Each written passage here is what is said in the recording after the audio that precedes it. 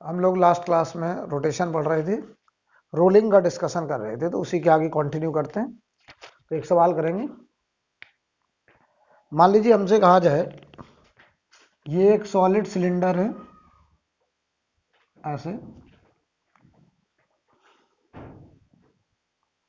ये एक solid cylinder है,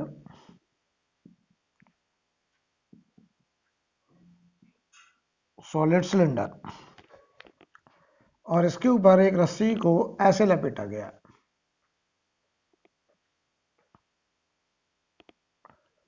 ऐसे, और यहां रस्सी को ऐसे बांध दिया गया है सीलिंग के साथ। ये सॉलिड सिलेंडर है। बताओ सॉलिड सिलेंडर का बीटा कितना होगा? हाफ। इसी का अगर हम लोग साइड व्यू लें तो ऐसा देखने को मिलेगा। ये हमको एक सर्कुलर क्रॉस सेक्शन ऐसे नजर आएगा, और इस सर्कुलर क्रॉस सेक्शन पे देखो ऐसे एक रस्सी लिपटी हुई दिखाई देगी, ऐसे ऐसे एक रस्सी लिपटी हुई है, और हमने इसको यहां पर ऐसे बांध दिया, ऐसे बांध दिया। और ये बताओ सॉलिड सिलेंडर का साइड व्यू है, मतलब ये एक डिस्क जैसा होगा, राइट? तो इसका बीटा कितना हो गया बेटा? हाफ। आप चाहें तो इसे डिस्क भी कह सकते हैं, राइट? हमें इस बॉडी का, डिस्क का या सॉलिड सिलेंडर का नीचे आने पर एक्सेलरेशन पता करना है, ठीक है? क्या निकालना है? एक्सेलरेशन। ये कैसे नीचे आएगा पहले समझो। ये जैसे जैसे नीचे आएगा रस्सी खुलती जाएगी, राइट? और रस्सी और सिलेंडर के बीच में कभी स्लाइडिंग नहीं हो रही है। तो चलो इसका बनाते हैं फ्री बॉडी डायग्राम। बताओ नीचे की तरफ, ऊपर की तरफ, ऊपर की तरफ टेंशन, नॉर्मल का हवा में, ऊपर की तरफ टेंशन। ये जा किधर रहा है? नीचे। तो बताओ नीचे की तरफ अगर जा रहा है तो इसके सीएम के पास क्या एक्सेलरेशन एसीएम नीचे की तरफ होगा, राइट? अच्छा, ये घूमने के लिए फ्री है, तो इसको कौन घुमाएगा? mg का टॉर्क तो घुमाएगा नहीं, क्योंकि mg कहां से पास कर रहा है? सेंटर ऑफ मास से। लेकिन क्या ये टेंशन से परपेंडिकुलर डिस्टेंस आएगी? किस सेंस में घुमाएगा? क्लॉकवाइज। इस सीएम एक्सिस के अबाउट ये टॉर्क, टेंशन का टॉर्क T इंटू आर, क्या बताओ इस सेंस में घुमाएगा? इधर आएगा अल्फा। बोलिए। चलो इक्वेशन बोलो पहले एक ट्रांसलेशन से, इक्वेशन बोलिए। एफ नेट बराबर M A C M. F net कितना बोलो जल्दी से? एम जी माइनस टी बराबर M A C M. Equation number 1, ठीक है। दूसरा इक्वेशन टॉर्क से, रोटेशन से। दूसरा इक्वेशन मैं रोटेशन से बनाने जा रहा हूं, टॉर्क से। किसका टॉर्क आएगा? टी का। तो टी इंटू आर बराबर I C M into alpha आएगा। आई सी एम की वैल्यू कितनी होगी? हाफ एम आर स्क्वायर, क्योंकि डिस्क है या सॉलिड सिलेंडर है। तो टी इंटू आर बराबर half M R square alpha. ये हो गया सेकंड इक्वेशन। थर्ड इक्वेशन बताओ, कांटेक्ट पॉइंट स्लाइड नहीं कर रहा है, तो जरा बताओ इस पॉइंट से बात करें, यही तो कांटेक्ट पॉइंट है। इसके बाद बताओ जरा, ट्रांसलेशन की वजह से कितना? एसीएम। किधर की तरफ? नीचे की तरफ। रोटेशन की वजह से आर अल्फा, किधर की तरफ? ऊपर की तरफ आएगा। और अगर इस पॉइंट को स्लाइड नहीं करना है तो एसीएम बराबर आर अल्फा। तो तीसरी इक्वेशन हमने बनाई कांटेक्ट पॉइंट से, और एसीएम बराबर आर अल्फा होगा अगर कांटेक्ट पॉइंट को स्लाइड नहीं करना, ठीक है।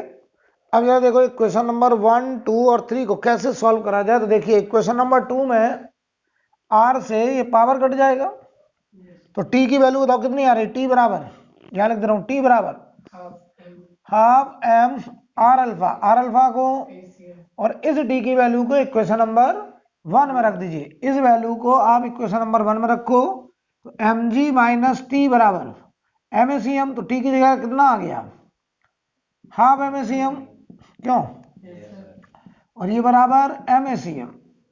अच्छा, सवाल में मैं कहीं छोटा एम लिख दे रहा हूं, कहीं बड़ा एम लिख दे रहा हूं। पूरे क्वेश्चन में एक सिंगल एम है, चाहे छोटा लिखा जाए बड़ा लिखा, कंफ्यूज नहीं होना। तो ये बताओ एम जी बराबर 3/2 एम ए सी एम। ये पूरे क्वेश्चन में एक ही एम है, इसका मास जो है स्मॉल एम कह दो चाहे कैपिटल एम कह दो, एक ही मास है, दूसरा मास ही नहीं। एम से एम कैंसिल, एसीएम की वैल्यू 2g/3 आएगा बेटा, नोट कर लीजिए।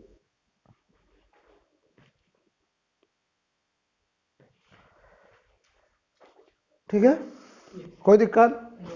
क्रॉप करा जाए।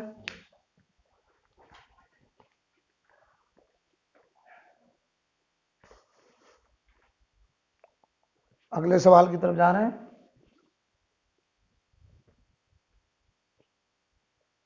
देखिए भाई,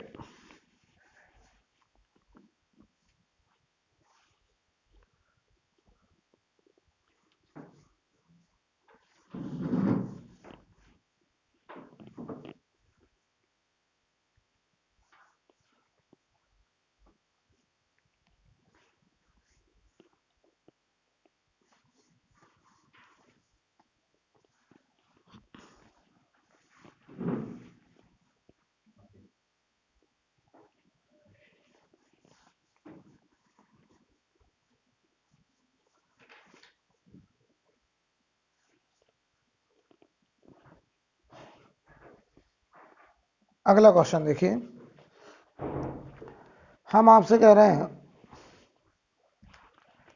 कि हमारे पास एक रेगुलर बॉडी है और ये रेगुलर बॉडी मान लो डिस्क है। ये बॉडी कौन सा है? डिस्क। तो इसका बीटा कितना बेटा? हाफ।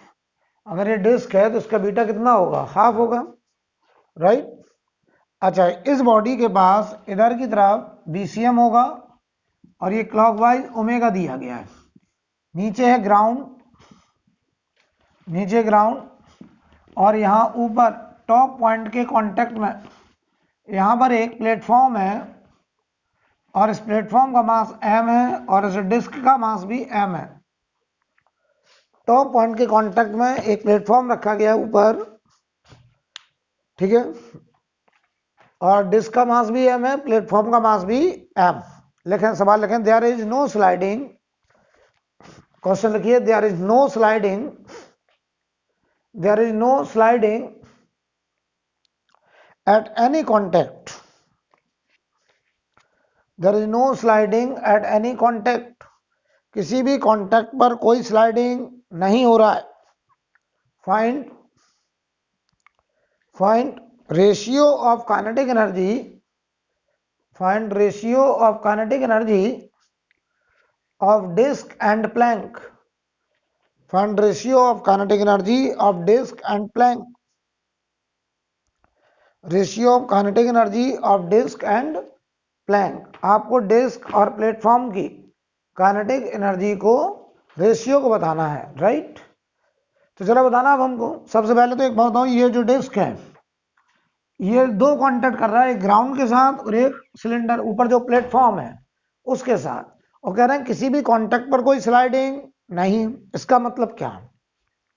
इसका मतलब डिस्क का जो पॉइंट, बॉटम पॉइंट है ग्राउंड के कांटेक्ट में, उसका रिलेटिव मोशन ग्राउंड के साथ नहीं हो रहा है। यानी डिस्क का वो पॉइंट जो ग्राउंड के कांटेक्ट में है उसकी वेलोसिटी ग्राउंड की वेलोसिटी मतलब 0 के बराबर, और जो प्लेटफॉर्म के साथ कांटेक्ट में है टॉप पॉइंट, उस टॉप पॉइंट की वेलोसिटी प्लेटफॉर्म की वेलोसिटी के बराबर, राइट। उसकी वेलोसिटी प्लेटफॉर्म की वेलोसिटी के बराबर, तभी तो जो पॉइंट यहाँ डिस्क का टॉप पॉइंट होगा जो इस प्लेटफॉर्म के कांटेक्ट में होगा वो प्लेटफॉर्म के साथ रिलेटिव मोशन नहीं करेगा। तो चलिए समझते हैं। सबसे पहले देखो, अगर हम बताओ यहाँ एक पॉइंट ले लें बॉटम पे, ये वाला पॉइंट, ये मान लो P पॉइंट है डिस्क का और ये Q पॉइंट है सरफेस का। अगर बताओ P पॉइंट को Q पॉइंट के साथ स्लाइड नहीं करना है तो P पॉइंट की वेलोसिटी और Q पॉइंट की वेलोसिटी बराबर होनी चाहिए, क्योंकि सवाल में कहा गया कहीं कोई स्लाइडिंग। तो बताओ इस P पॉइंट को, बॉडी का पॉइंट इधर मिलेगा BCM, पीछे मिलेगा R ओमेगा। तो अगर नो स्लाइडिंग है तो velocity of point P is equal to velocity of point Q। तो P पॉइंट की वेलोसिटी होगी V माइनस R ओमेगा और Q पॉइंट की वेलोसिटी है 0। तो यहां से बताओ V बराबर क्या होगा? R omega. यहीं से तो कंडीशन आती थी रोलिंग की कि अगर रोल करना है ग्राउंड पर तो V बराबर R ओमेगा मेंटेन होना चाहिए। बताओ भाई P पॉइंट Q के कांटेक्ट में है तो P को Q के साथ अगर नहीं रगड़ना है, नहीं स्लाइड करना है, तो P पॉइंट की वेलोसिटी और Q पॉइंट की वेलोसिटी बराबर। अब आओ जरा ऊपर, टॉप पॉइंट देखो, ये वाला टॉप पॉइंट बॉडी का पॉइंट मान लो A पॉइंट, और ये पॉइंट है प्लेटफॉर्म का पॉइंट B पॉइंट। तो मैं तुमसे कहूं कि A पॉइंट की वेलोसिटी और B पॉइंट की वेलोसिटी भी बराबर होनी चाहिए, क्योंकि नो स्लाइडिंग की बात है। अगर कहीं कोई स्लाइडिंग नहीं हो रहा है तो ए पॉइंट देखो बॉडी का टॉप पॉइंट और बी पॉइंट सिलेंडर का, वो सॉरी प्लेटफॉर्म का पॉइंट, और ये दोनों आपस में अगर नहीं रगड़ रहे हैं तो क्या इनकी वेलोसिटी बराबर होनी चाहिए? तो जवाब दो तुम मुझे, ए पॉइंट की वेलोसिटी कितनी होगी बताओ? ट्रांसलेशन की वजह से v, रोटेशन की वजह से आर ओमेगा। लेकिन तुम पहले ही कह चुके हो v बराबर आर ओमेगा, पहले आ चुका, तो बताओ ये क्या हो गया 2v। तो क्या बताओ, जो प्लेटफॉर्म का पॉइंट है बी पॉइंट, जो कि ए के साथ कांटेक्ट में है, उसकी वेलोसिटी भी 2v होनी चाहिए। तो मैं तुमसे कहूं, ये आया देखो 2v, और ये हो गया वेलोसिटी ऑफ पॉइंट बी। इसका मतलब बताओ जो प्लेटफॉर्म है वो कितनी वेलोसिटी से चल रहा होगा? 2v वेलोसिटी से जा रहा होगा, तभी वो टॉप पॉइंट के साथ कांटेक्ट में रह सकता है बगैर स्लाइड करे, राइट। अब मैं लिखने चला kinetic energy of disc, disc की काइनेटिक एनर्जी। तो बताओ डिस्क के पास कौन कौन सी काइनेटिक एनर्जी?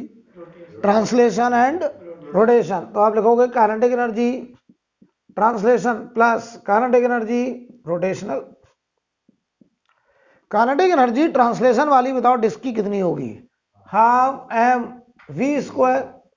रोटेशनल बोलो half I about C M, जिसके अबाउट ओमेगा है ओमेगा स्क्वायर। तो ये देखो जरा, half M B square plus half I C M, बताओ कौन सी बॉडी है? डिस्क। तो आई सी एम की value half M R square, और ये हो गया ओमेगा स्क्वायर। आर ओमेगा की जगह क्या वी लिख सकते हैं? तो ये बताओ कितना हुआ? 1/2 1/4, क्या 3/4 हो गया? एम बी स्क्वायर, ये आ गया काइनेटिक एनर्जी ऑफ डिस्क। देख लो भाई, डिस्क का काइनेटिक एनर्जी आ गया 3/4 एम बी स्क्वायर। अब हम निकालने जा रहे हैं काइनेटिक एनर्जी ऑफ प्लेटफॉर्म। तो काइनेटिक एनर्जी ऑफ प्लेटफॉर्म, जो टॉप पर प्लैंक है उसकी काइनेटिक एनर्जी, ऊपर वाला। तो बताओ उसका मास m है, तो हाफ m, उसकी वेलोसिटी कितनी है बताओ? इस प्लेटफॉर्म की वेलोसिटी कितनी आ गई? 2v निकल के आ चुकी है, देख लीजिए। तो ये हो गया 2v का स्क्वायर। तो बताओ बेटा ये क्या हो गया? 2mv square.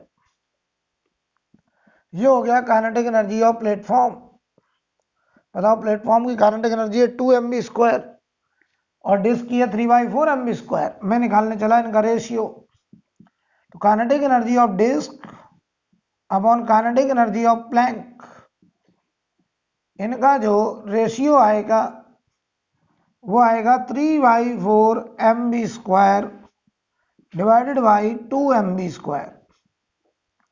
ये आ गया 3/8 आंसर।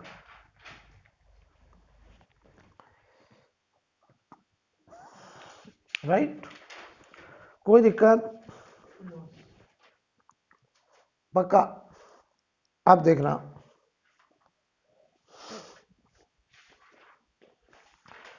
तो अगर ग्राउंड पे रोलिंग होगा तो क्या कंडीशन होगी? v बराबर आर ओमेगा। ठीक, हेड डालिए, rolling on moving platform, rolling on moving platform. तो रोलिंग का मतलब ये नहीं है कि v बराबर आर ओमेगा। रोलिंग का मतलब है जो पॉइंट कांटेक्ट में आ रहा है वो पॉइंट उस सरफेस के साथ स्लाइड ना करे, यानी कांटेक्ट पॉइंट स्लाइड नहीं होना चाहिए। रोलिंग का मतलब होता है नो स्लाइडिंग, राइट।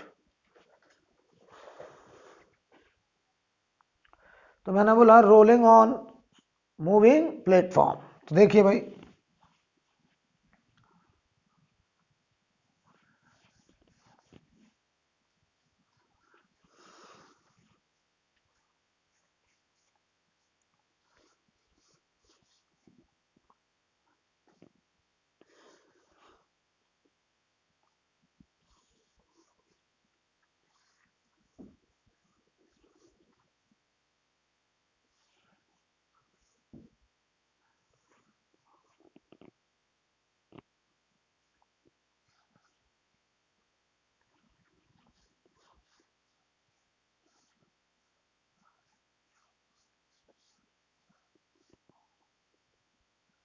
चलिए समझिए जरा, रोलिंग ऑन मूविंग प्लेटफॉर्म समझते हैं, ठीक है, ध्यान से देखिएगा। मैं तुमसे कहूं ये कोई रेगुलर बॉडी है और नीचे यहां पर एक प्लेटफॉर्म है, ये प्लेटफॉर्म B1 से जा रहा है, एक ऊपर प्लेटफॉर्म है, ये मान लो B2 से जा रहा है, और इसके पास CM के पास फॉरवर्ड V और क्लॉकवाइज ओमेगा हमने दे रखा है, ठीक है। मैं तुमसे कहूं अब यहां कंडीशन ऑफ रोलिंग लिखिए, ठीक है, या ऐसे भी हम सवाल कर सकते थे, देखना हम आपको ये V दे दें और ओमेगा दे दें और हम कहते हैं there is no sliding at any contact, find V1 and V2, ये भी सवाल बन सकता है, राइट। तो इसी सवाल को आप ऐसे भी लिख सकते हैं कि there is no sliding at any contact, there is no sliding at any contact, there is no sliding at any contact, then find V1 and V2, find V1 and V2, क्यों? चलो बताओ, सबसे पहले देखो, सबसे पहले हम बॉटम पे देखें, बताओ बॉडी का जो कांटेक्ट पॉइंट है बॉटम पर, ये वाला पॉइंट, इसको फॉरवर्ड क्या मिलेगा, VCM, बैकवर्ड R ओमेगा। बताओ बॉडी का ये पॉइंट अगर A है और प्लेटफॉर्म का ये पॉइंट B है और A और B अगर कांटेक्ट में है, तो बताओ A पॉइंट की वेलोसिटी और B पॉइंट की वेलोसिटी आपस में बराबर होनी चाहिए। तो देखो कांटेक्ट पॉइंट बॉडी का V है, contact point of platform V, दोनों की वेलोसिटी बराबर। बताओ B पॉइंट की वेलोसिटी कितनी है, V1, किधर की तरफ, राइट। तो बताओ जो A पॉइंट है उसको भी वेलोसिटी बचानी पड़ेगी, राइट, कितनी, V1, ताकि बताओ ये A पॉइंट और B पॉइंट के बीच में कोई रिलेटिव मोशन ना हो। तो बताओ V बड़ा होगा कि R ओमेगा बड़ा होगा, तो क्या लिखेंगे, A पॉइंट की velocity V minus R omega is equal to V1 होना चाहिए। बोलो, ये है कंडीशन ऑफ रोलिंग यहां पर। तो रोलिंग का मतलब ये नहीं होता कि तुम रट लो V बराबर R ओमेगा। अच्छा अगर ये नीचे प्लेटफॉर्म की जगह ग्राउंड होता तो बताओ इस पॉइंट की वेलोसिटी 0 होती, तो यहाँ VB की जगह क्या लिख देते, 0, तो V बराबर R ओमेगा आ जाता। तो V बराबर R ओमेगा रोलिंग की कंडीशन होती है on stationary surfaces, right. Equation number 1, ये हमने बॉटम पॉइंट पे देखा, ये हमने बॉटम पॉइंट पे देखा। अब टॉप पॉइंट पे देखिए, क्योंकि सवाल में कहा गया कहीं कोई स्लाइडिंग नहीं हो रहा है, तो अगर हम टॉप पॉइंट पर देखें तो देखना बेटा, टॉप पॉइंट पर अगर हम टॉप पॉइंट पे देखें तो ये वाला पॉइंट पकड़ो, टॉप पॉइंट, बताओ ये पॉइंट, इसको हम लोग नाम देते हैं C पॉइंट, इसको नाम देते हैं D पॉइंट। C किसका पॉइंट है, बॉडी का। D किसका, प्लैंक का। D कितने से भाग रहा है, तो C को भी भागना पड़ेगा। तो बताओ इसके बाद C के बाद ट्रांसलेशन की वजह से फॉरवर्ड भी और रोटेशन की वजह से क्या फॉरवर्ड ही R ओमेगा आएगा। अब ये ना कह देना कि V प्लस R ओमेगा बराबर 2 भी नहीं होगा, क्योंकि ये दोनों बराबर नहीं है। क्या लिखेंगे कंडीशन, बोलो, V plus R omega will be equal to V2। तो टॉप पॉइंट के लिए वेलोसिटी ऑफ C पॉइंट और velocity of D point equal होगा। बोलो, तो C पॉइंट की वेलोसिटी तुम्हारे हिसाब से V प्लस R ओमेगा और ये बराबर किसके आई, V2 के।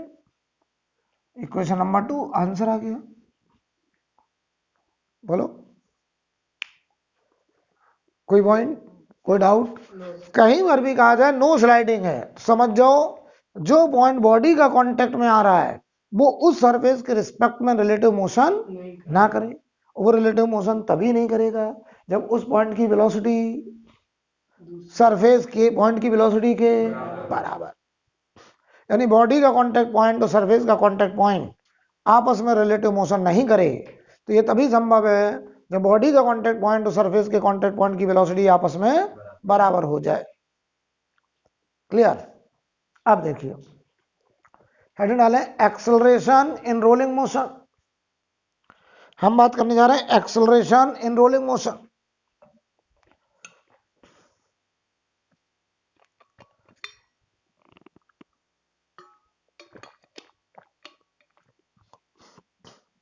क्या? No, acceleration in rolling motion. हम रोलिंग में कोई बॉडी रोल करके जा रही है, हम उसके अलग अलग पॉइंट का एक्सेलरेशन आपसे पूछना चाहते हैं, ठीक है। चलिए, तो कितने तरीके का रोलिंग हमने पढ़ा? दो। कौन कौन? यूनिफॉर्म और नॉन यूनिफॉर्म। तो पहले लिखें यूनिफॉर्म रोलिंग। तो पहले हम यूनिफॉर्म रोलिंग में बॉडी के हर एक पॉइंट का एक्सेलरेशन आपसे पूछना चाहते हैं।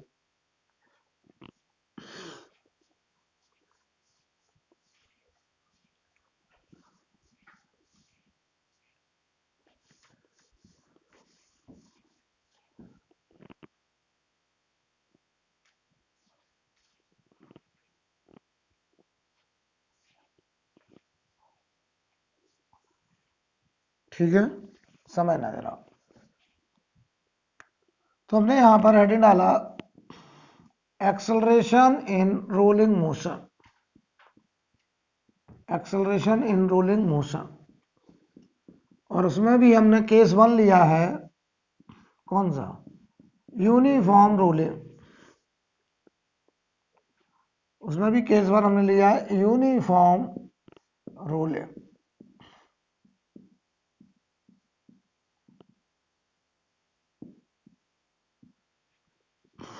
केस 1 हमने लिया यूनिफॉर्म रोलिंग। ठीक, अब देखिए भाई,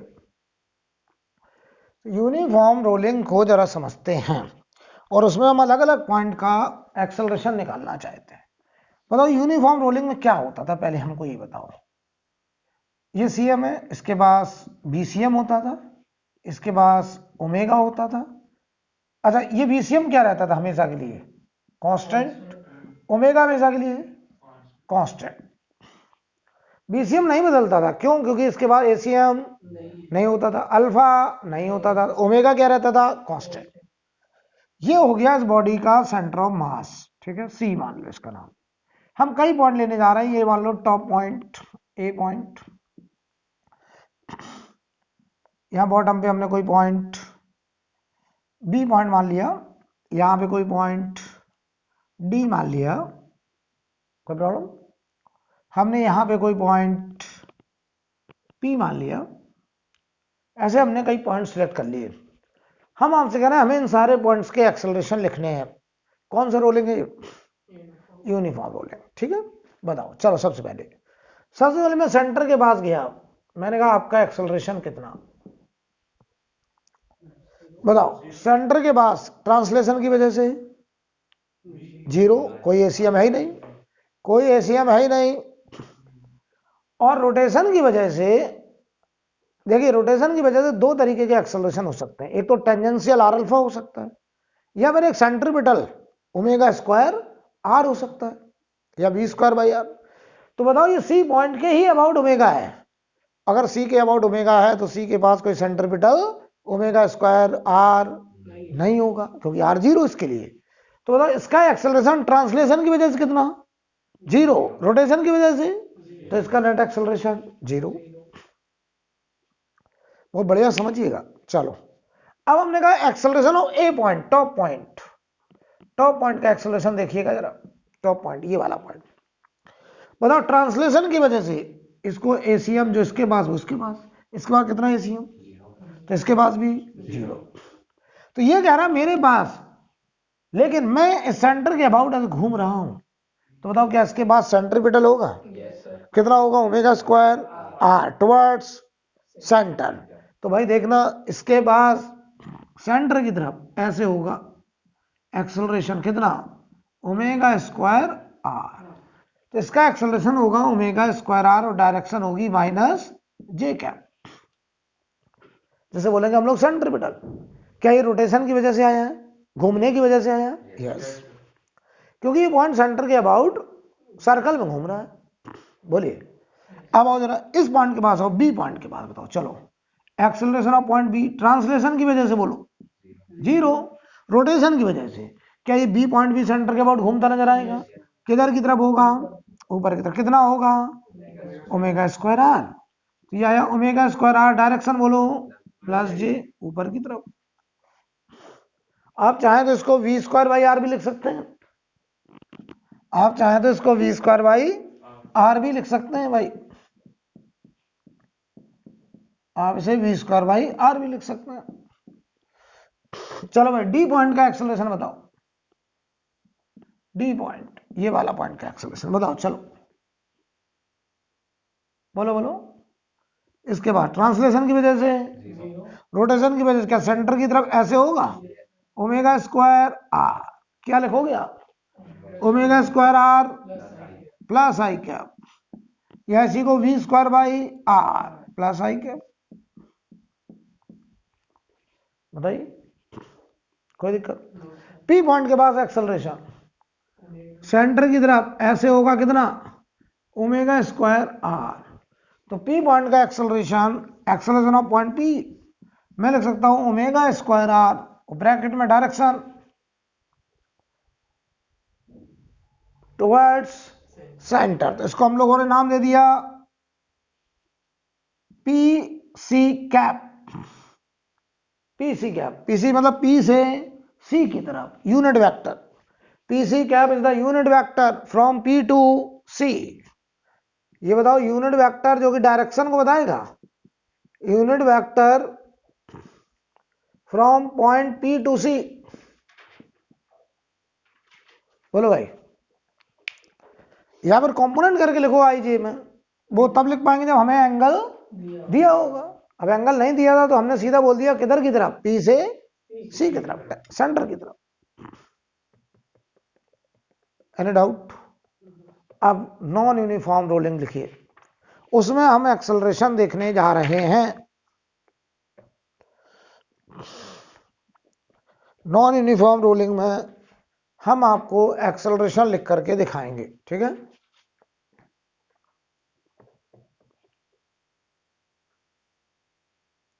इसे रब कर दें, राइट।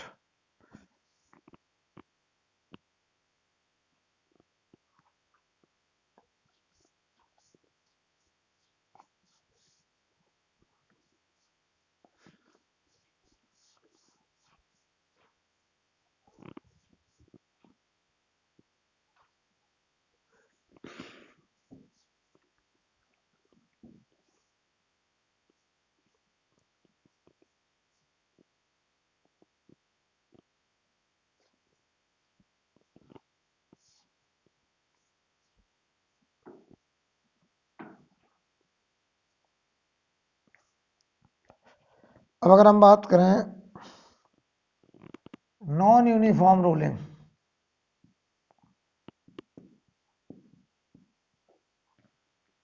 नॉन यूनिफॉर्म रोलिंग, इसमें हम लोग एक्सेलरेशन देखना चाहते हैं। तो नॉन यूनिफॉर्म रोलिंग में किसी भी पॉइंट के पास कितना कितना एक्सेलरेशन होगा। तो ध्यान दो, हम किसी जनरल टाइम टी बराबर टी का फोटो बना रहे हैं, ध्यान से देखिएगा, टी बराबर टी।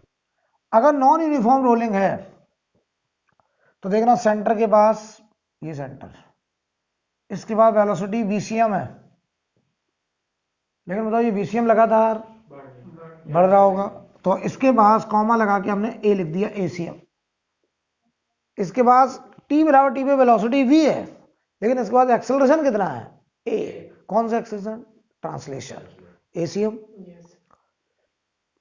अब देखना CM के अबाउट क्लॉकवाइज ओमेगा है, लेकिन बताओ ये ओमेगा भी लगातार बढ़ रहा हो, तो इसके पास कॉमा लगा के अल्फा भी होगा। v वेलोसिटी है और a एक्सेलरेशन। वेलोसिटी a देखो, a कांस्टेंट है, अल्फा कांस्टेंट है, लेकिन v लगातार बदलेगा। लेकिन हमें जो डिस्कशन करना है वो किस टाइम पे, टी बराबर टी पे, और उस समय वेलोसिटी v है, उस समय ओमेगा ओमेगा है।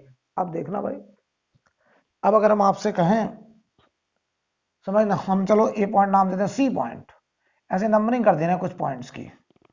यहां पे एक पॉइंट 1 पॉइंट, यहां एक पॉइंट सामने 2 पॉइंट, यहां एक पॉइंट 3 पॉइंट, यहां एक पॉइंट 4 पॉइंट। ऐसे हमने कई पॉइंट का सिलेक्शन किया, ठीक है। कोई दिक्कत है क्या, एक और पॉइंट ले लिया, एक पॉइंट हमने यहां ले लिया, चलो 5 पॉइंट यहां ले लिया स्मॉल r दूरी पर,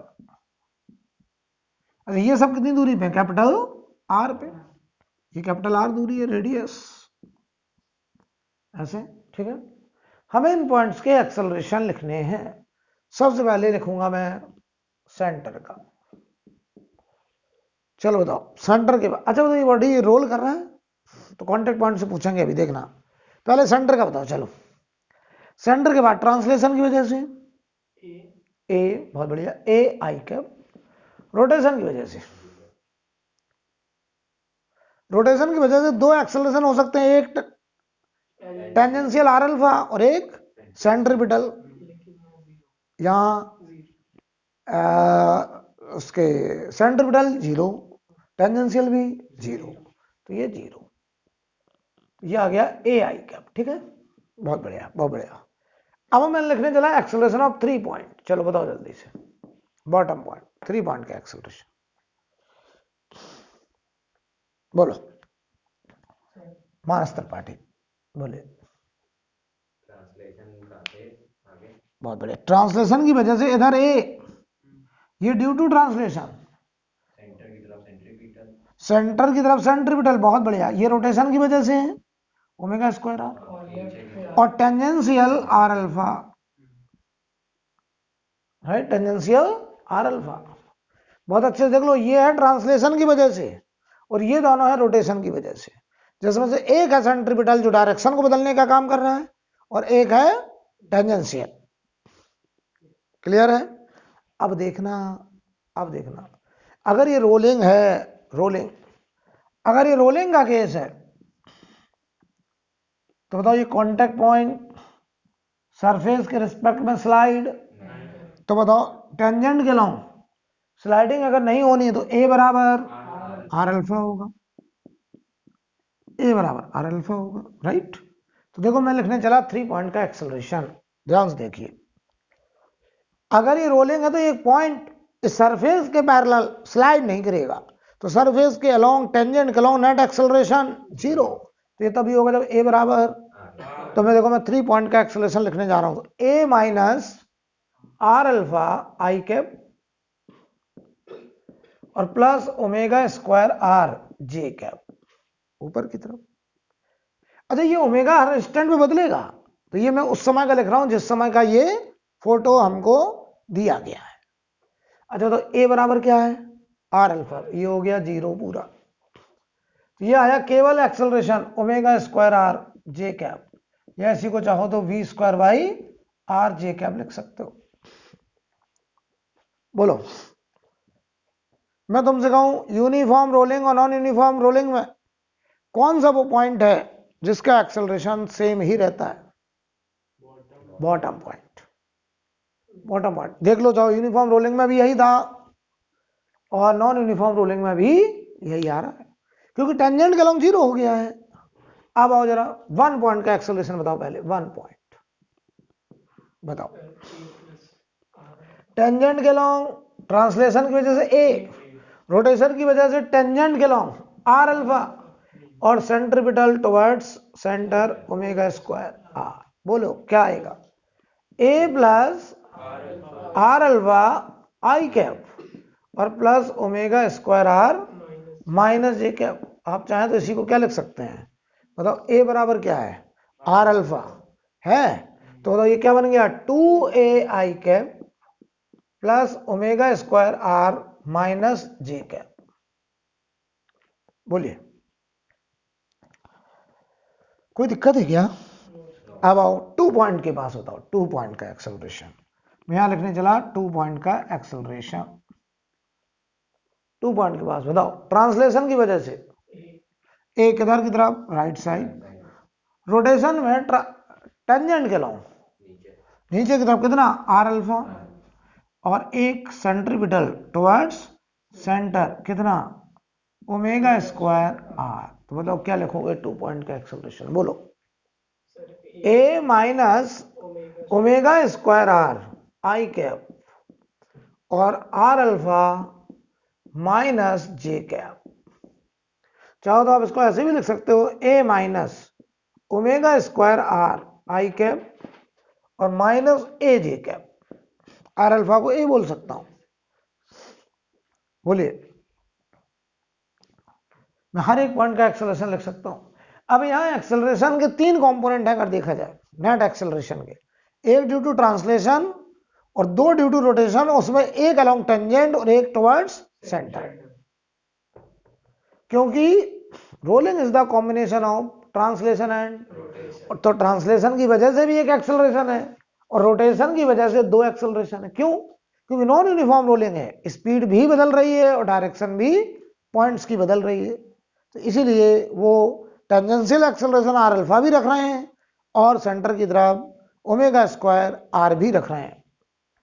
बोलो अब देखना, मैं बात करूं कौन सा पॉइंट बचा है, 4 पॉइंट का एक्सेलरेशन देखिए, ये 4 पॉइंट बेटा बताओ चलो,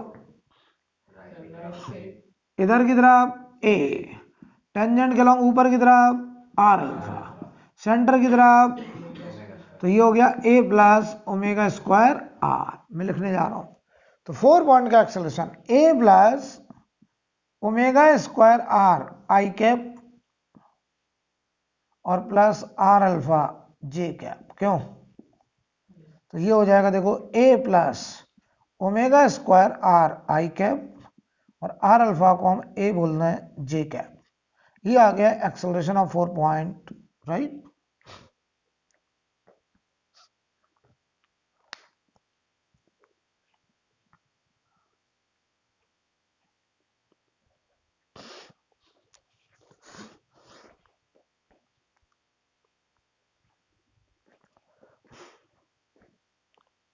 बताइए कोई दिक्कत? आप समझिए अब कौन सा पॉइंट बचा, 5 पॉइंट, ये वाला पॉइंट 5 पॉइंट। तो एक्सेलरेशन ऑफ 5 पॉइंट और देख लो बेटा, तो इस 5 पॉइंट का एक्सेलरेशन मैं दिखाने जा रहा हूं। बताओ इसके पास ट्रांसलेशन की वजह से ए, रोटेशन में टेंजेंट के लॉन्ग आर अल्फा और सेंटर की तरफ ओमेगा स्क्वायर आर, आर की जगह छोटा आर, बहुत बढ़िया, आर की जगह छोटा आर। तो बताइए 5 पॉइंट का एक्सेलरेशन क्या लिखेंगे, A plus small R alpha I cap plus omega square R minus J cap, नीचे की तरफ बोलिए। Omega square R small R होगा, बिल्कुल सही बात है, क्योंकि ये सेंटर के अबाउट किस रेडियस में घूमेगा, स्मॉल आर रेडियस में घूमेगा, बिल्कुल सही बात है।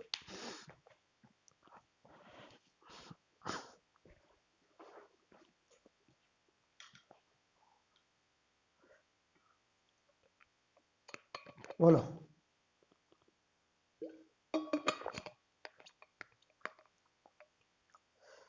कोई दिक्कत? हेड डालें, हेड डालें angular momentum, angular momentum.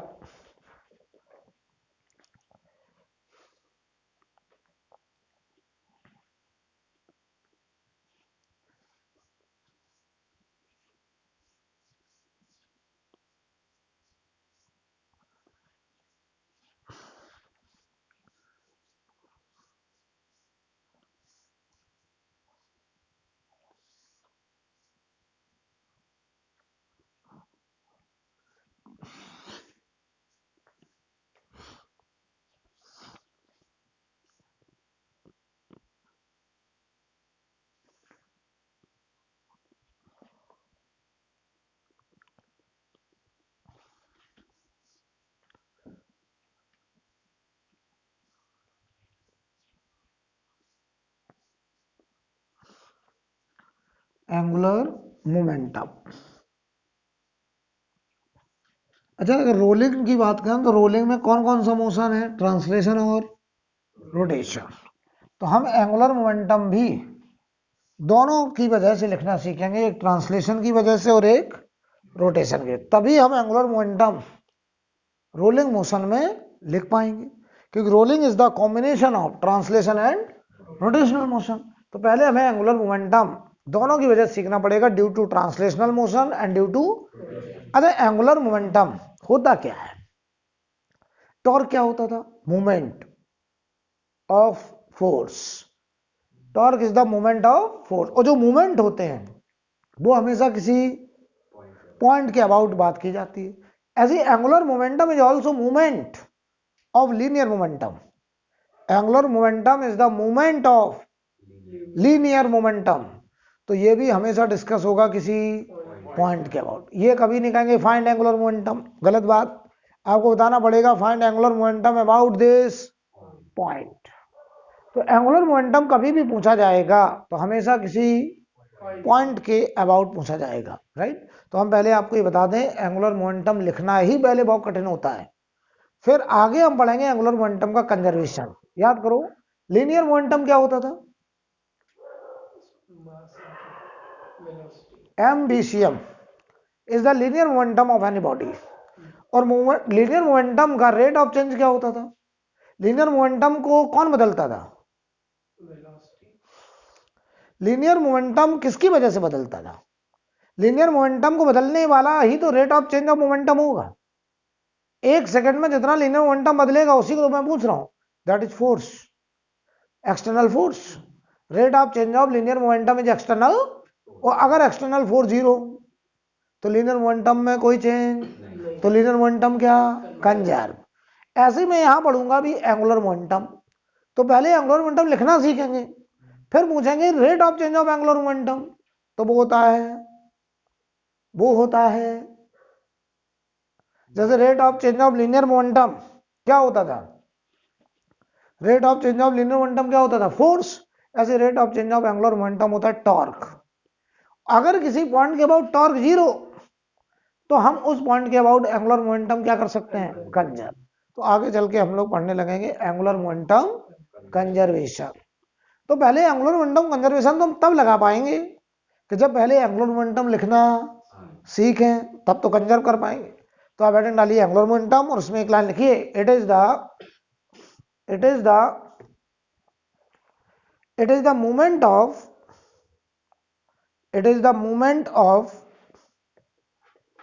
linear momentum. It is the moment of linear momentum. It is the moment of linear momentum about a point. About a point. About a point. किसी point के about हम movement लेंगे किसका? Linear momentum का। तो देखो तरीका क्या है, मैं तुमसे कहूँ हमारे पास ये मान लो एक्स एक्सिस है और ये मान लो वाई एक्सिस है, ठीक। और मैं कहूँ ये हमारे पास कोई भी बॉडी है ऐसे, और ये उस बॉडी का क्या है? Centre of mass. और इसके पास वेलोसिटी है कितनी? VCM। तो बताओ इस बॉडी का लीनियर मोमेंटम कितना है? Linear momentum MVCM। किधर की तरफ? Right side. क्लियर? जिधर VCM होगा उधर ही तो लीनियर मोमेंटम होगा। हमें कहा जाए इस लीनियर मोमेंटम का मोमेंट बताइए, तो आप कहोगे किस पॉइंट के अबाउट। मान लो हमने कहा हम इस लीनियर मोमेंटम का, तो सुनो ध्यान से, ये VCM है, हम इसमें M से मल्टीप्लाई कर दे रहे हैं, तो ये क्या बन गया? MVCM linear momentum. और यही बन गया इस सिस्टम का लीनियर मोमेंटम। चाहे CM का मोमेंटम कहो चाहे सिस्टम का मोमेंटम कहो, एक ही बात है। क्लियर? हमें इस लीनियर मोमेंटम का मोमेंट निकालना है। आपने कहा सर चलो हम ऑरिजिन के अबाउट निकालना चाहते हैं, चलो पहले ऑरिजिन के अबाउट निकाल के दिखाते हैं। हम अलग अलग किसी भी पॉइंट के अबाउट इस लीनियर मोमेंटम का मोमेंट निकाले तो वही बन जाएगा उन अलग अलग पॉइंट के अबाउट एंगुलर मोमेंटम, राइट। तो हम आपको बता दें, लोगों को एंगुलर मोमेंटम लिखने में दिक्कत होती है, समझ लीजिए पहले तो। फिर कंजर्वेशन कराना तो बहुत दूर की बात है। जब लिख ही नहीं पा रहे हैं, आसान कैसे हो जाएगा? समझ रहे हैं? समझ लीजिए पहले। तो आप हमें बताएं सबसे पहले, जैसे टॉर्क निकाली थी, टॉर्क क्या होता था? R cross F। Tau vector क्या होता था? R cross F। ऐसे angular momentum vector R cross P, linear momentum. एकदम जो वहां फोर्स था उसकी जगह यहां क्या है? P है बस। जो वहां फोर्स था वो यहां पे क्या है? P। तो आप इसको फोर्स ही मान लो थोड़ी देर के लिए, मन में फोर्स की तरह ट्रीट करिए। मान लो ऐसे एक फोर्स लग रहा है, बस वो यहाँ पे है। आपने कहा हमें ऑरिजिन के अबाउट एंगुलर मोमेंटम निकालना, तो क्या तरीका था? ऑरिजिन से जिस पॉइंट पर ये फोर्स लग रहा है, फोर्स का मतलब लीनियर मोमेंटम समझिए यहाँ पे, तो जिस पॉइंट पर लीनियर मोमेंटम लग रहा है उस पॉइंट से ऑरिजिन को ज्वाइन कर दीजिए। बताओ, इस वेक्टर को हम लोग बोलेंगे R vector. R vector position vector किस पॉइंट का? जिस पॉइंट पर फोर्स लग रहा है, यानी जिस पॉइंट पर लीनियर मोमेंटम है। आर, अब सुनना ध्यान से, ये देखो इसी को हम आगे बढ़ा दें, ये आर वेक्टर है ऐसे। क्या तरीका था बताओ? टाउ की जगह यहाँ L, angular momentum about origin, जैसे वहां होता था टाउ होता था आर क्रॉस एफ, ऐसे यहां पे L vector R cross P, R cross P, R cross P. बोलो हम इसी को क्या लिख सकते हैं? आर पी साइन थीटा, और डायरेक्शन अलग से लिखते हैं। तो बताओ आर पी साइन थीटा, देखो ध्यान से क्या होता था क्रॉस प्रोडक्ट की डायरेक्शन। आप अपने राइट हैंड की फिंगर को आर से, ये आर वेक्टर है देखो, ये पी वेक्टर है, स्मॉलर एंगल के थ्रू घुमाइए थीटा, तो ये भी थीटा हो जाएगा। अगर हम स्मॉलर एंगल के थ्रू घुमाएं तो बताओ आर से पी की तरफ घुमाएं तो हमारा अंगूठा बोर्ड के प्लेन के अंदर, तो ये बताओ एक्स वाई प्लेन है, तो आर क्रॉस पी की डायरेक्शन इस एक्स वाई प्लेन के परपेंडिकुलर अंदर। अंदर का मतलब माइनस के कैप आएगा। तो सुनो ध्यान से, एंगुलर मोमेंटम अबाउट ऑरिजिन, गौर से देखो आर साइन थीटा क्या हो। अगर ये थीटा है, ये देखो जरा, ये डिस्टेंस, इसे मैं बोल दे रहा हूं डी परपेंडिकुलर दूरी। तो बताओ आर का साइन थीटा इस ट्रायंगल में देखो, क्या ये डी परपेंडिकुलर ही आर साइन थीटा होगा? तो कुछ लोग इसको ऐसे भी दिमाग में रख लेते हैं कि perpendicular distance multiply by linear momentum, और डायरेक्शन अलग से बोल दो माइनस के कैप या क्लॉकवाइज। तो ट्रांसलेशन की वजह से किसी भी पॉइंट के अबाउट एंगुलर मोमेंटम लिखने का तरीका है, लीनियर मोमेंटम में मल्टीप्लाई कर दो परपेंडिकुलर डिस्टेंस से, और डायरेक्शन अलग से देख लो क्लॉक या एंटी क्लॉक। क्लॉक को क्या बोलते हैं? माइनस के, एंटी क्लॉक को प्लस के, जैसे टॉर्क में था। बोलो, क्या टॉर्क हर पॉइंट के अबाउट अलग अलग आ सकता है? ऐसे एंगुलर मोमेंटम भी हर पॉइंट के अबाउट अलग अलग आ सकता है। बोलो, जवाब दो। तो देखो भाई, अब तुम ऐसे सोचा करो, हमें इसके अबाउट एंगुलर मोमेंटम निकालना है। ट्रांसलेशन के लिए ऐसे एक फोर्स लगाया हमने ऐसे, तो ना इस एक्सिस के अबाउट ऐसे एक फोर्स लगा दें, यहां से मान लो हमने एक रॉड से बांध दिया, ऐसे फोर्स लगाया, तो ये बॉडी घूमेगी किस सेंस में? क्लॉकवाइज। और क्लॉकवाइज का मतलब माइनस के। देखो ये एक्चुअल एक्सप्रेशन है, ये एक्चुअल एक्सप्रेशन है, लेकिन हम एक्चुअल एक्सप्रेशन बार बार ऐसे नहीं इस्तेमाल करेंगे। हम सवाल में डायरेक्ट लिखा करेंगे linear momentum multiply by perpendicular distance, और डायरेक्शन अलग से बताएंगे क्लॉक या एंटी क्लॉक। क्लॉक का मतलब होगा जिस प्लेन में वो आर और पी है उसके परपेंडिकुलर इनवर्ड, और एंटी क्लॉक का मतलब होगा जिस प्लेन में आर और पी है उसके परपेंडिकुलर आउटवर्ड। राइट, चलो बताओ जल्दी से, एंगुलर मोमेंटम अबाउट सीएम क्या होगा? ये एंगुलर मोमेंटम ट्रांसलेशन की वजह से लिख रहा हूं मैं, सीएम के अबाउट बताओ। क्या ये लीनियर मोमेंटम यहीं से पास कर रहा है? क्या ये फोर्स मान लो इसे थोड़ी देर के लिए यहीं से पास कर रहा है, तो इसके about movement zero. Angular momentum translation की वजह से सीएम के अबाउट तो जीरो होगा। सीख लो। देखो अब बताओ इस पॉइंट के अबाउट क्या होगा? इस पॉइंट को कोई भी नाम देते हैं पी पॉइंट। चलो बताओ जल्दी से, angular momentum about point P. P नाम ना दो, पी लीनियर मोमेंटम को कहा है, इसको हम नाम ए दे दें। चलो, angular momentum about point A बताओ क्या होगा? ए पॉइंट के अबाउट, इस ए पॉइंट के अबाउट देखो, ये ए पॉइंट, इसके अबाउट एंगुलर मोमेंटम क्या ऐसे फोर्स लग रहा है? किधर घुमाएगा? क्लॉकवाइज। कितना आएगा बोलो जल्दी से? फोर्स की जगह M B C M into perpendicular distance कितना? R sine theta. क्या यही डी परपेंडिकुलर है? और सेंस कौन सा है? क्लॉकवाइज। क्लॉकवाइज का मतलब, तो जरा बताओ तुम मुझे, क्या हम इसको ऐसे लिख दें, M B C M into perpendicular distance minus K. अच्छा बताओ, ओ के अबाउट एंगुलर मोमेंटम और ए के अबाउट एंगुलर मोमेंटम अलग अलग आया कि सेम? देख लो, ओ के अबाउट ये आया और ए के अबाउट ये आया, अलग है कि सेम? सेम आ रहा है। क्यों आ रहा सेम? क्योंकि ये लीनियर मोमेंटम का इससे परपेंडिकुलर दूरी यही है, इससे भी परपेंडिकुलर दूरी यही है। बोलो तो क्या मैं यहां एक पॉइंट ले लूं बी पॉइंट, तो क्या यही एंगुलर मोमेंटम बी पॉइंट के अबाउट भी आएगा? क्या यही ए के अबाउट होगा? अगर हम यहां एक पॉइंट और ले लें डी पॉइंट, तो क्या बताओ वही एंगुलर मोमेंटम डी पॉइंट के अबाउट भी आएगा? बोलो, क्योंकि इस पॉइंट से भी, इधर देखो, इस पॉइंट के अबाउट भी ये लीनियर मोमेंटम का डायरेक्शन, बताओ परपेंडिकुलर डिस्टेंस बदलेगी कि वही रहेगी? वही रहेगी, राइट? अब समझो, अब समझना, सीएम के अबाउट एंगुलर मोमेंटम कितना था? 0। भाई इसी लाइन पर यहां एक पॉइंट ले लो, एम पॉइंट लिया, बताओ चलो एम पॉइंट के अबाउट एंगुलर मोमेंटम, जल्दी बोलो यार, खट खट का आंसर देना चाहिए आपको, पता नहीं क्या कर रहे हैं आप लोग। 0, यस।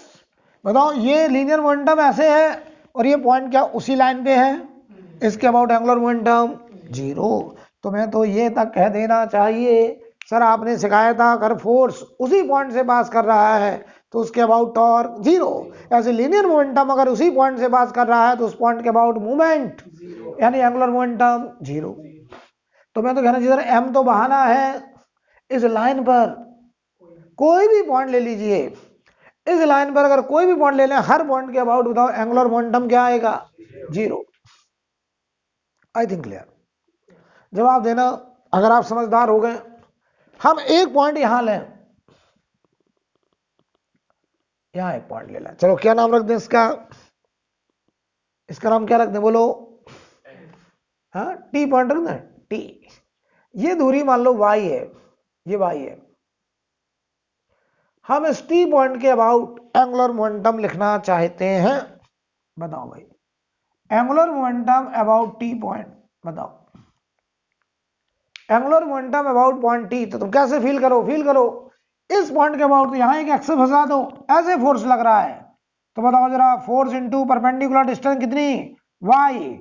अरे आप ऐसे फील करिए, जिस पॉइंट के अबाउट टॉर्क निकालना होता था वहां एक एक्सिस डाल दीजिए, और ऐसे एक फोर्स लग रहा है, बताओ किस सेंस में घुमाएगा? Anti clockwise. ऐसे सोचो यहां हमने मार्कर फंसा दिया होल करके, अब इसके अबाउट घुमाना है, ऐसे फोर्स लगाया, तो ये बताओ एंटी क्लॉक घुमाएगा। क्या लिखेंगे? M B C M into perpendicular distance, बोलो वाई किस सेंस में? प्लस के, एंटी क्लॉक का मतलब प्लस के। बहुत बढ़िया।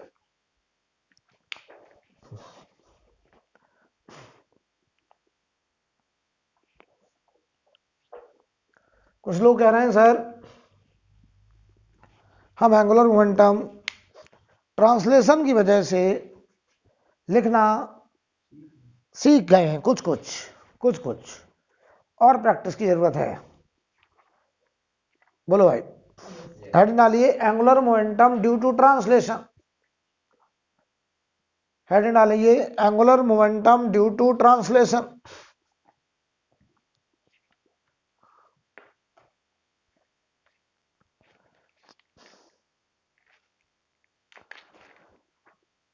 Angular momentum due to translation.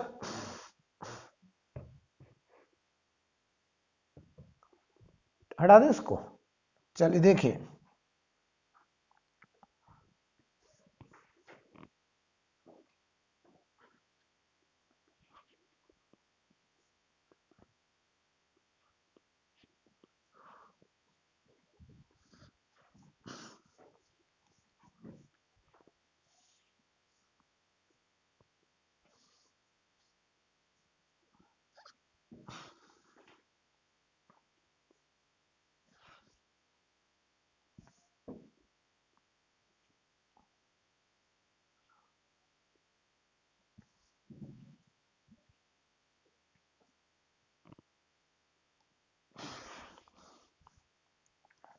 Angular momentum due to translation.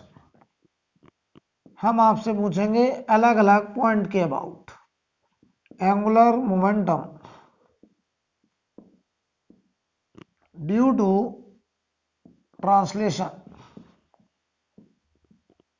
Translational motion की वजह से अलग अलग पॉइंट के अबाउट हम एंगुलर मोमेंटम आपसे लिखवाना चाहते हैं। ध्यान देना बेटा, ये हमारे पास कोई रेगुलर बॉडी, इसके सीएम के पास वेलोसिटी bcm है, केवल ट्रांसलेशन, प्योर ट्रांसलेशनल मोशन है, प्योर ट्रांसलेशनल मोशन, ठीक है। तो जवाब दो तुम मुझे। ये पॉइंट है सेंटर ऑफ मास, यहां पे हम एक पॉइंट 1 पॉइंट मान ले रहे हैं बॉटम पे, हमने यहां एक पॉइंट 2 पॉइंट, यहां एक पॉइंट 3 पॉइंट, हमने यहां एक पॉइंट 4 पॉइंट। कोई प्रॉब्लम? No problem. हमने यहां एक पॉइंट 5 पॉइंट, ये एंगल हमने माना कितना? थीटा। कोई दिक्कत? इन सारे पॉइंट के अबाउट हम इस बॉडी का एंगुलर मोमेंटम लिखना चाह रहे हैं। तो जवाब दो सबसे पहले सीएम के अबाउट एंगुलर मोमेंटम बताओ जल्दी से, जल्दी जल्दी। 0, बहुत बढ़िया। क्या एमबीसीएम जो लीनियर मोमेंटम होगा वो सीएम से ही पास कर रहा है? तो बताओ 0। अच्छा बताओ 3 पॉइंट के अबाउट 0, बहुत बढ़िया। 4 पॉइंट के अबाउट बहुत बढ़िया, 3, 4 और सीएम के अबाउट 0, क्योंकि ये लीनियर मोमेंटम ऐसे है और यही लीनियर मोमेंटम 3, 4 के से पास कर रहा है, ये 3, 4 के अबाउट कोई मूवमेंट नहीं बना पाएगा। 1 के about angular momentum about point 1 due to translation. तो यहां एक एक्स फंसा दो मन में, ऐसे हमने एक फोर्स लगाया एमबीसीएम, फोर्स कह रहा हूं, गलत बोल रहा हूं, लीनियर मोमेंटम उसे फील कराने के लिए, क्योंकि फोर्स की फीलिंग ज्यादा आती है। हमने ऐसे एक फोर्स लगाया, किधर घुमाएगा? क्लॉकवाइज। कितना? एमबीसीएम इनटू परपेंडिकुलर डिस्टेंस आर। तो ये आएगा बेटा एमबीसीएम इनटू आर, किस सेंस में? क्लॉकवाइज। और क्लॉकवाइज को क्या लिखते हैं? माइनस के। 1 पॉइंट के अबाउट बताओ, 2 पॉइंट के अबाउट बताओ। चलो 2 पॉइंट के अबाउट एंगुलर मोमेंटम, तो आप यहां पे एक एक्स फंसा दो, ऐसे देखो, ऐसे यहां एक्स फंसाया, ऐसे फोर्स लगाया, किधर घुमाएगा? Anti clock. कितना आएगा? MBCM into perpendicular distance R, anti clock का मतलब प्लस के। बहुत बढ़िया। अब आओ भाई 5 पॉइंट के अबाउट बताओ एंगुलर मोमेंटम अबाउट 0.5। बताओ क्या ये पूरा आर है? Yes sir. ये कितना होगा? ये आर का कॉस थीटा। अरे बेटा ये साइन होगा, ये कॉस होगा। बताओ 5 पॉइंट के अबाउट, तो ध्यान दो, इधर ध्यान दो, इधर एक एक्स फंसा दो, ऐसे फोर्स लगाया, किधर घुमाएगा? क्लॉकवाइज। क्या? फोर्स इनटू परपेंडिकुलर डिस्टेंस, तो एमबीसीएम परपेंडिकुलर डिस्टेंस यही तो होगी, ये कितनी है? R cos theta. तो क्या लिखोगे? MBCM into perpendicular distance R cos theta, किस सेंस में? क्लॉकवाइज माइनस के। बोलो भाई। हमने यहां पर एक एक्सेस से फंसा दिया, ऐसे हमने एक फोर्स लगाया, तो इस एक्सिस के अबाउट ये फोर्स किस सेंस में घुमाएगा? क्लॉकवाइज। मुझे लग रहा है आप ये कहना चाहते हैं कि सर एंगुलर मोमेंटम ट्रांसलेशन की वजह से लिखना हम सीख गए, राइट? हेडिंग डालिए angular momentum due to rotational motion, angular momentum due to rotational motion. और अब हम आज यहीं पे विराम करते हैं, यहीं पे टॉपिक को रोक रहे हैं, और रोटेशन की वजह से एंगुलर मोमेंटम हम लोग अगली क्लास में बातचीत करेंगे।